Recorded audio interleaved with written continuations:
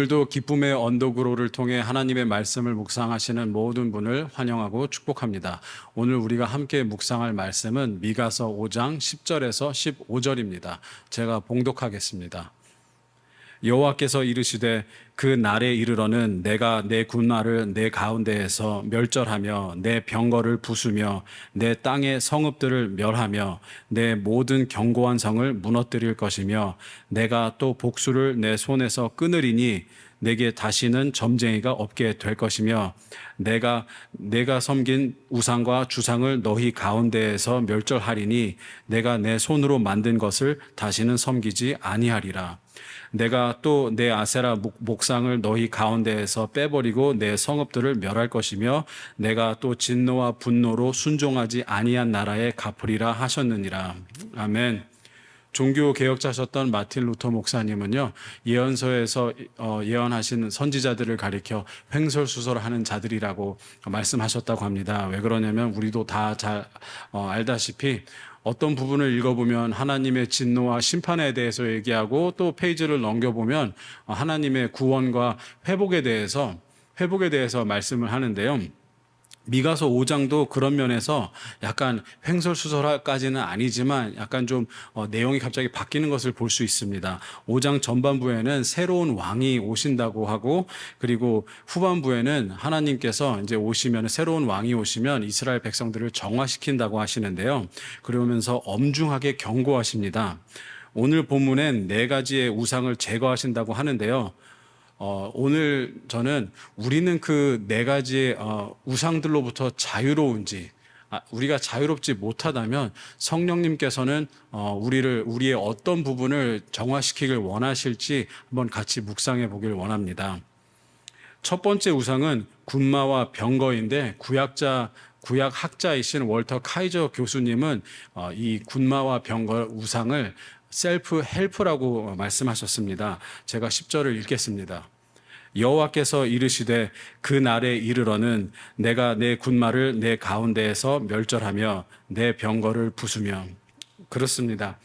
솔직히 우리가 자신이 있다고 생각하고 우리가 실력이 있는 부분 한도 내에서 또 우리가 잘 안다고 생각하면 하나님을 덜 의지하는 우리 자신을 발견하게 됩니다. 우리가 자신 있고 우리가 경험이 많으면 하나님께 덜 의지하게 되고 기도도 덜 하게 되는 것은 솔직한 우리의 모습입니다. 왜 그러냐면 우리의 능력을 믿기 때문이죠. 우리의 군마와 병거를 믿기 때문이라고 할 수 있습니다. 그렇다면 우리가 하나님 대신 우리가 의지하는 우리의 군마와 병거는 무엇이 있을까요? 하나님을 덜 의지하게 만드는 우리의 병거와 군마는 무엇이 있을까요? 두 번째 우상은 성읍과 견고한 성인데 카이저 교수님은 셀프 디펜스라고 하셨습니다. 그렇게 표현을 하셨는데 11절을 제가 읽겠습니다. 내 땅의 성읍들을 멸하며 내 모든 견고한 성을 무너뜨릴 것이며. 제가 잘 아는 장로님이 계신데요. 그분의 누님이 중국에서 평생을 이렇게 바쳐서 중국 선교의 삶을 바치시고 나중에 은퇴하시고 미국으로 돌아오셨다고 합니다. 미국으로 돌아오신 후에 동생분에게, 장로님에게 펜실베니아로 우리 드라이브를 가자고 하셨다고 들었습니다. 그래서 장로님은 왜 갑자기 누님이 펜실베니아라고 가자고 하시는 걸까, 이렇게 의문을 가지셨지만 그냥 누님을 모시고 드라이브 할 겸 가셨다고 합니다. 그런데 어느 동네에 이렇게 가면서 누님께서 어떤 집을 가리켜서 저 집이 내가 살게 될 집이다. 하나님께서 저 집을 나에게 주실 것이다. 이렇게 선포하셨다고 합니다. 그래서 그 동생분은, 그 장로님은 도대체 돈 한 푼 없는데 저 집을 어떻게 사겠다고 하는 거지? 이렇게 의문을 가졌지만 그냥 아무 말씀 안 하시고 그냥 넘기셨다고 합니다. 그런데 재밌는 것은 몇 달 후에 어떤 분이 선교사님이 이제 미국으로 돌아오셨고 은퇴하셨고 미국으로 돌아오셨으니 이제 지낼 곳이 필요하실 것이니 이 돈을 가지고 집을 하나 장만하세요 하고 몇십만 불을 도네이션 하셨다고 합니다. 그리고 그 돈으로 집도 사시고 그리고 수리까지 하셨다고 합니다. 그 선교님은 중국에서 선교를 하시면서 한 번도 노후를 걱정한 적이 없다고 하십니다. 왜냐하면 하나님을 의지했기 때문이죠. 근데 그런 반면에 솔직히 우리들은 우리의 체킹 어카운트 밸런스나 우리의 안정된 직장이나 우리가 붙는 펜션을 의지하는 우리들의 모습을 봅니다. 돈을 저축하고 재테크하는 것은 지혜로운 것이고 당연한 것이지만 그 당연한 것을 함으로 우리가 하나님을 덜 의지하고 우리의 노후를 이렇게 펜션이 있기 때문에 건강하기 때문에 체킹 어카운트의 밸런스가 조금 있기 때문에 우리가 덜 하나님을 의지하는 부분이 없지 않은지 조심스럽게 제가 나눠봅니다. 그렇다면 두 번째 우상은 이제 안정감인데요. 셀프 디펜스 안정감인데 하나님보다 우리에게 더 안정감을 주는 것은 무엇이 있을까요? 우리가 이것이 있어서 안전하다고 생각하고 하나님을 덜 의지하게 만드는 것은 무엇이 있을까요? 세 번째는 복술과 점쟁이를 없애신다고 합니다. 12절을 읽겠습니다. 내가 또 복술을 내 손에서 끊으리니 내게 다시는 점쟁이가 없게 될 것이며, 미래를 예측하고 상황을 바꾸려고 하는 것이 우리가 다 가지고 있는 인간의 기본 욕구이죠. 근데 예전 그 성경에 있던 고대 사람들은 그 욕구를 채우기 위해 악한 영에게 찾아가서 미래를 예측하기를 원했고 또 자기의 삶을 더 풍요롭게 살기를 바랬죠. 우리는 악한 영에게 찾아가서 미래를 알려고 하진 않지만, 그렇게까지 하진 않지만, 혹시 우리는 하나님의 통치를, 온전한 하나님의 통치를 받으면서 하나님의 뜻에 순종하면서 살고 있는지, 아니면 우리 자신이 우리 삶의 신이 되어서 주인이 되어서 하나님의 뜻을 불순종하고 우리의 마음대로 우리의 삶을 조작하고 우리 삶을 매니퓰레이트 하려는 마음은 없는지 한번 되돌아보기를 원합니다. 사무엘상 15장 23절에 하나님을 거역하는 것은 점치는 죄와 같다고 합니다. 사무엘상 15장 23절을 제가 읽겠습니다. 이는 거역하는 것은 점치는 죄와 같고 완고한 것은 사신 우상에게 절하는 죄와 같음이라. 왕이 여호와의 말씀을 버렸으므로 여호와께서도 왕을 버려 왕이 되지 못하게 하셨나이다 하니. 여기서도 알 수 있듯이 하나님께 순종하지 못하고 내 삶을 내 마음대로 살려고 하는 그 하나님께 거역하고 반역하는 죄가 점치는 죄가 같다고 하죠. 우리에겐 이런 모습이 혹시 없는지 한번 되돌아보길 원합니다. 그리고 네 번째 우상은 우리가 쌓은 업적입니다. 13절을 제가 읽겠습니다. 내가 새긴 우상과 주상을 너희 가운데에서 멸절하리니 내가 내 손으로 만든 것을 다시는 섬기지 아니하리라. 제가 예전에 섬겼던 어떤 교회가 있는데요. 그 교회에서 2년 동안 섬겼습니다.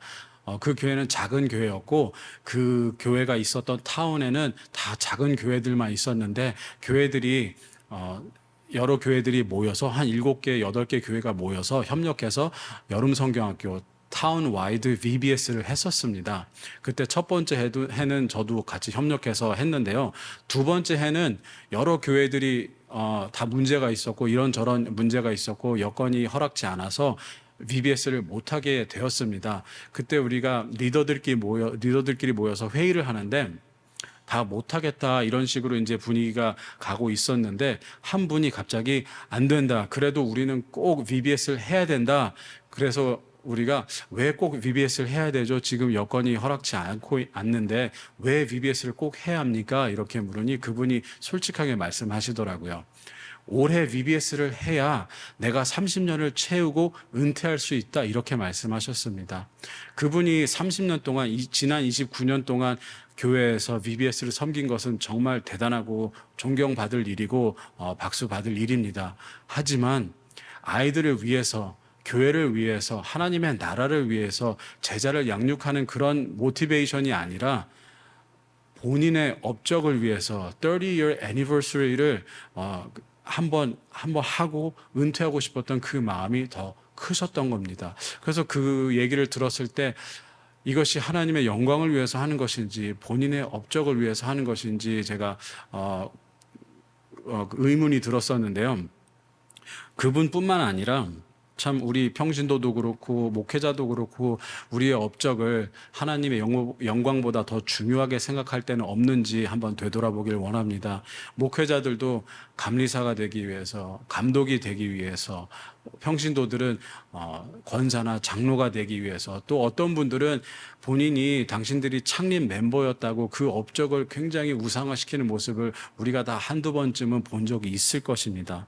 그럼 우리 삶 가운데 내가 이루어 놓은 일을 우상화시킨 적은 한 번도 없는지 한번 되돌아보길 원합니다.